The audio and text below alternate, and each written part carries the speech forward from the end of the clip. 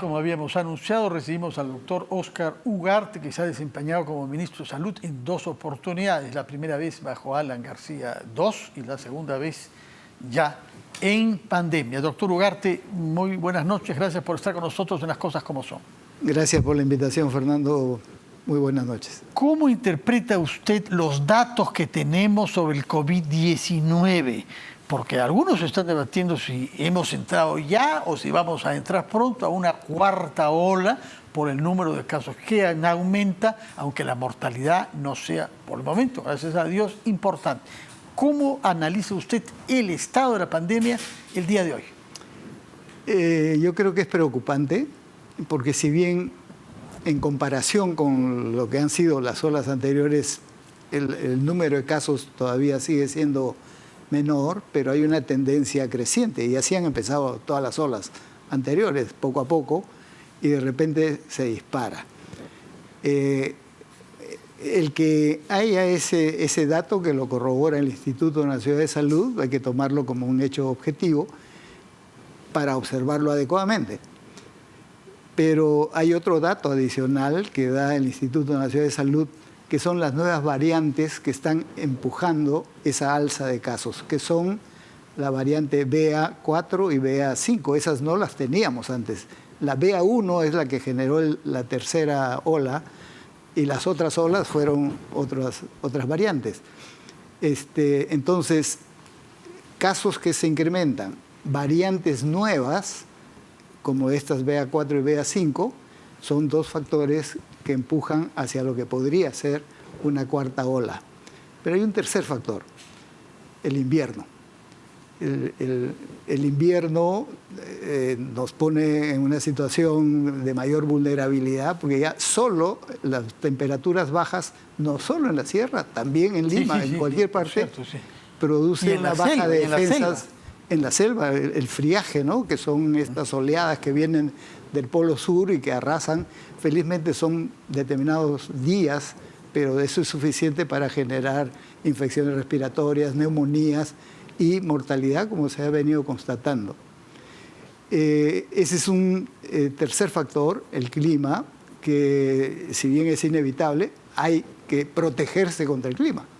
Entonces, el abrigo, las condiciones, ahorita ya no se puede hacer viviendas, las viviendas mejoradas, esas, ¿no? Tenían que haber prometidas y no hechas, sí. Porque es una estrategia que se ha venido haciendo años atrás y que había que continuar, pero ahorita estamos en déficit.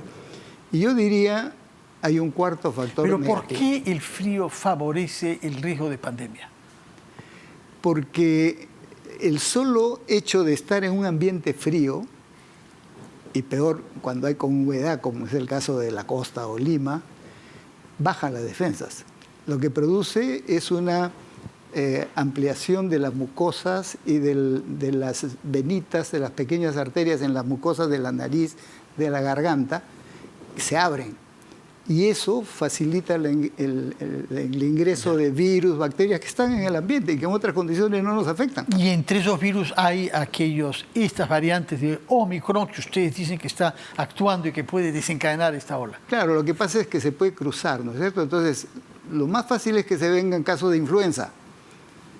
Pero personas con influenza son muy susceptibles de que el virus que está circulando también, estas variantes BA4, BA5, puedan afectar. Entonces, hay una suma de factores, y yo diría un cuarto factor, que es, lamentablemente, la crisis del Ministerio de Salud, que es innegable, ¿no? Desde hace meses tenemos un ministerio bastante errático, empezando, usted recordará, Fernando, que desde fin del año pasado advertimos que se había reducido el presupuesto del año 2022 del Ministerio de Salud, y efectivamente el 2021 terminó en 33.000 millones y lo que han aprobado para este año es 22.900, o sea, casi 11.000 millones menos.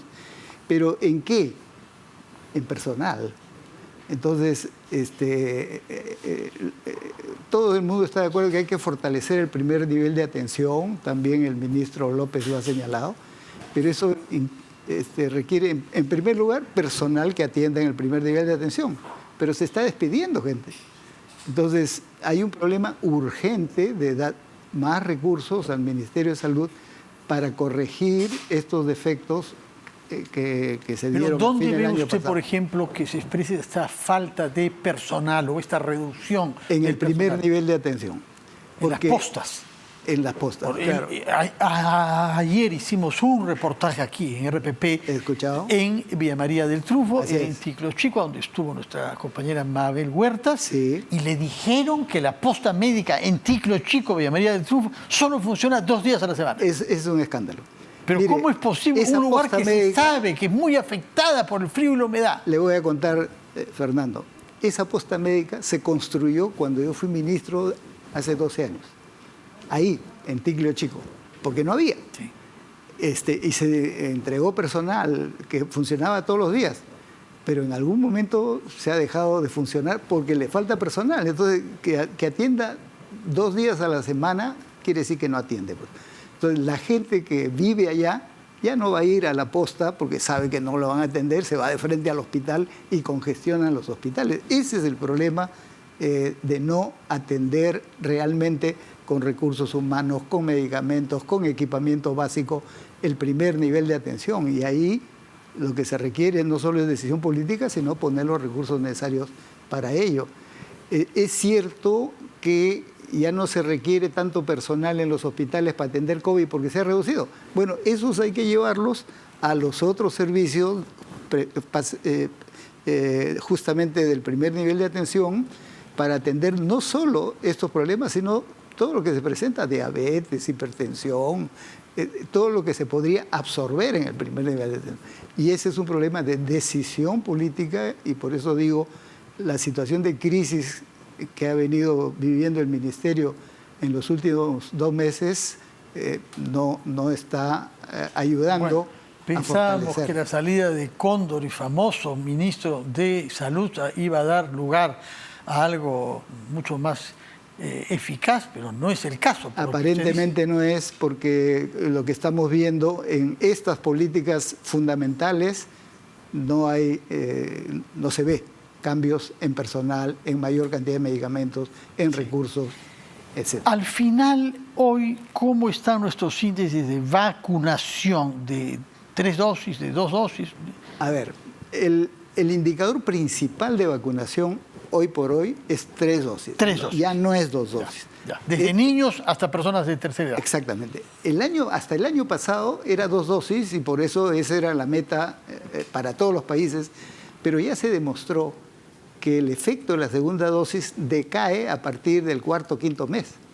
Y por eso, primero en los países desarrollados, dijeron tercera dosis para fortalecer, y el Perú y todos los países lo vienen haciendo. Entonces, el indicador de 3 dosis. ¿Cómo está aquí?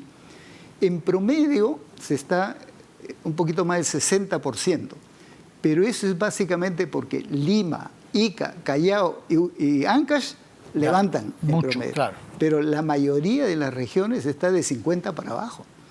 Entonces, estamos desprotegidos frente a una eventual 4ª ola, particularmente en las regiones. Y es por eso que el factor invierno más los otros señalados se convierten en problemas bien importantes. Yo quisiera preguntarle también sobre una denuncia fiscal que usted ha hecho, nada menos que contra Vladimir Cerrón, al cual quiere usted que se le juzgue por difamación agravada contra usted. Así es. No sé si es que tenemos el tuit que envió Cerrón, me parece que el mes de marzo pasado, usted le pidió vía carta notarial que se rectifique, porque lo acusaba de la muerte de miles de peruanos. Ahí está el tuit inicial. Usted debiera estar preso, le habla usted, doctor Oscar Ugarte, por la muerte de miles de peruanos que sucumbieron a causa del monopolio de oxígeno al 99% que promovió y ejecutó un gobierno socialista. No lo hubiera permitido, pero como buen caviar está protegido. Abajo la corrupción. O sea, no se sabe qué detesta más, si el hecho de que hayan habido muertos o a los caviares. Pero usted paga por los 2 pecados. Seguro. Explíquenos. Bueno, esa es una calumnia, es una difamación. Y por eso lo hemos denunciado, se pidió que se rectifique, no se ha rectificado. Las denuncias, las querellas no van a la Fiscalía. van de frente al juez. Entonces, ahora ya lo tiene un juez que va a evaluar, seguramente lo llamará al señor Cerrón para que demuestre que por mi causa ha escaseado el oxígeno, se ha hecho monopolio y ha muerto gente. Yo rechazo totalmente eso, porque la decisión que se aprobó el año 2010... Sí, sobre la calidad del oxígeno, ¿no? Así es lo que todos los países en ese momento aprobaban y hasta ahora se sigue diciendo, cuanto más puro es mejor. Lo que luego se ha modificado, porque ha habido evidencias, es que en situaciones de emergencia que escasea se puede bajar hasta 93. Ok, eso ya se rectificó. Hubo un decreto de urgencia el año 2020 que caducó, como son los decretos de urgencia al fin de año, y desde el año pasado hay una resolución ministerial que autoriza eso. ¿Y quién firmó esa resolución ministerial? Usted mismo. El que habla. Bueno, en todo caso resulta un poco paradójico que Cerrón, que ha sido condenado a 4 años por corrupción, que no está purgando, efectivamente, diga que usted debería estar preso. En fin, tomamos nota de eso y nos informará cómo avanza el proceso que usted ha entablado por difamación contra el fundador de Perú Libre. Es el momento de darle la palabra a nuestra compañera Helen Meniz, que ya está lista para decirnos qué nos mostrará hoy en las claves del día. Helen, buenas noches.